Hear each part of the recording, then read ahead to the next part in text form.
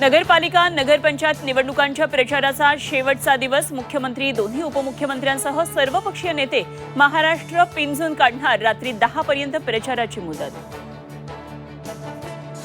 सोलापुरातल्या अनगर नगरपंचायत निवडणूक स्थगित. जिल्हाधिकारी कुमार आशीर्वाद यांनी काढले स्थगितीचे आदेश. उज्ज्वला थिटेंमुळे चर्चेत आली होती निवडणूक. शिवसेनेचे माजी आमदार शहाजी बापू पाटलांच्या सांगोल्यातील कार्यालयावर रात्री छापा. निवडणूक भरारी पथकाकडून झाडाझडती. महायुतीतील शिवसेना भाजप वाद विकोपाला.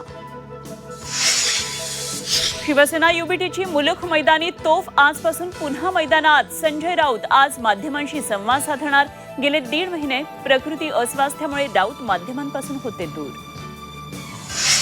कणकवलीत निलेश राणेंचा धमाका करणार. सावंतवाडीतल्या सभेतून उपमुख्यमंत्री शिंदेंची निलेश राणेंवर कौतुकाची थाप. तर शिंदेंवर वार करणाऱ्यांना सोडणार नाही, निलेश राणेंचा इशारा.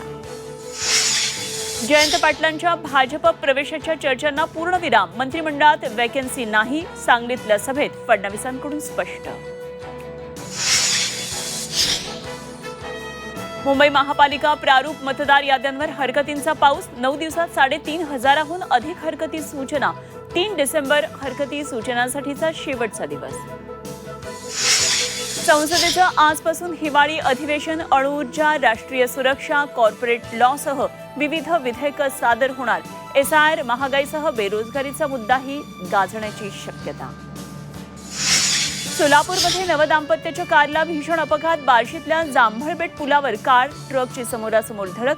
अपघातात 5 जणांचा मृत्यू, 2 गंभीर जखमी. राज्यात पुन्हा कडाक्याची थंडी. नाशिकमध्ये पुढचे 3 दिवस तीव्र थंडीचा इशारा. निफाडमध्ये पारा 8 अंशांवर तर धुळ्यामध्ये पारा 7 अंशांवर.